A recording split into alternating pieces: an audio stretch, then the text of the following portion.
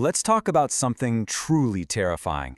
How is it possible that you can feel amazing, maybe you even just ran a 10K, but at the same time, you could have a catastrophic blockage silently growing inside your heart? Sounds crazy, right? But it happens way more often than you'd think. And I'm not trying to be dramatic here, this is a real statistic. For about half of all men, and get this, for 64% of women, the very first sign that something is wrong with their heart is also the last. Sudden cardiac death. No warning signs, no crushing chest pain. 1 minute they're perfectly fine, and the next, they're gone. So, that brings us to the big central mystery we're going to unpack. How on earth can your body hide a ticking time bomb so effectively? How can you be the picture of health on the outside, while on the inside your heart is actually on the verge of failing? Well, let's dive in and find out. Okay, so to really get to the bottom of this, we first need to understand the heart's basic plumbing. And we need to talk about one specific critical artery that's earned itself a pretty grim nickname, the Widowmaker. You see, your heart is this incredible muscle, and it's working 24/7. To do that, it needs a constant, massive supply of oxygen. And it gets that oxygen from a network of blood vessels wrapped around it, called the coronary arteries. The best way to picture them is like the root system of a tree. If you sever a major root, the whole tree is in big trouble. And if the coronary arteries are the root system, this is the main trunk, the left anterior descending artery, or the LAD for short. This single artery is responsible for feeding the heart's main pump. So a blockage in a tiny little branch might be a problem, but a major blockage right here, it's catastrophic. The whole system can just shut down. So if this absolutely critical artery is getting clogged up, why in the world don't you feel it? Well, it turns out that the way most of us picture a heart attack happening is completely wrong. We tend to think of it like a clog in a kitchen sink, right? You imagine this plaque, this gunk, slowly building up on the inside of the artery wall.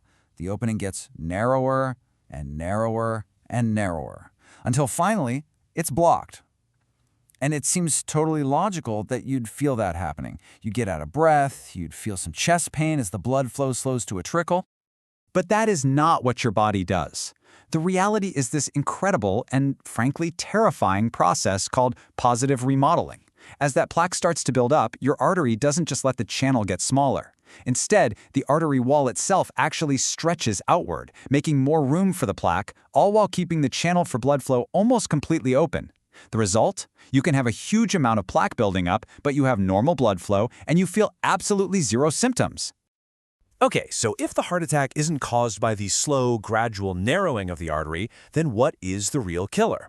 Well, the answer isn't about the size of the plaque. It's all about the type of plaque. It all starts with tiny, microscopic damage to the inner lining of your arteries. Things like high blood pressure or high blood sugar act like fine grit sandpaper, creating these little nicks and tears. Your body, being smart, sees this damage and sends in a repair crew. And the spackle it uses to patch those tears is LDL cholesterol. But then the immune system shows up, sees this cholesterol patch as a foreign invader, and sends white blood cells to attack it. These white blood cells eat up the cholesterol, turning into these fat, puffy things called foam cells. And that whole messy, inflamed mix is what eventually hardens into plaque. But here's the crucial part. Not all plaque is the same. You've got hard, stable plaque. It's calcified, kind of like a rock. This is the stuff that causes symptoms like chest pain, but only when it gets really big. Then you have the real bad guy. Soft, unstable plaque. You should think of this less like a rock and more like an angry, inflamed pimple just beneath the surface, filled with all this inflammatory gunk. It's just waiting to pop. And that's what causes the vast majority of sudden, out-of-the-blue heart attacks. The fact that this soft plaque exists is the key to why symptoms don't show up. It also points to the fact that there are actually two very different ways a heart attack can happen. And one of them, believe it or not, is shockingly common in very fit people and athletes. All right, so the classic heart attack, what doctors call a type 1, is when one of those soft, angry plaques ruptures. It pops. Your body panics, thinks there's a major injury, and forms a huge blood clot to seal the wound. This clot is like jamming a cork in a bottle. Blood flow stops instantly. But then there's a type 2 attack. This is a supply and demand problem. Picture a garden hose with a crimp in it. It might be fine for watering your flowers, but if your house is on fire, it's not going to cut it. And this is exactly what can happen to a healthy athlete. Think about a 50-year-old marathon runner we'll call Robert. He has a heart attack, but doctors find he only has a 50% blockage. So what happened? During the race, his heart rate spiked. His heart muscle was screaming for a fire hose's worth of oxygenated blood, but that partially blocked artery, that crimped hose, couldn't deliver. The demand outstripped the supply, and his heart muscle started to die.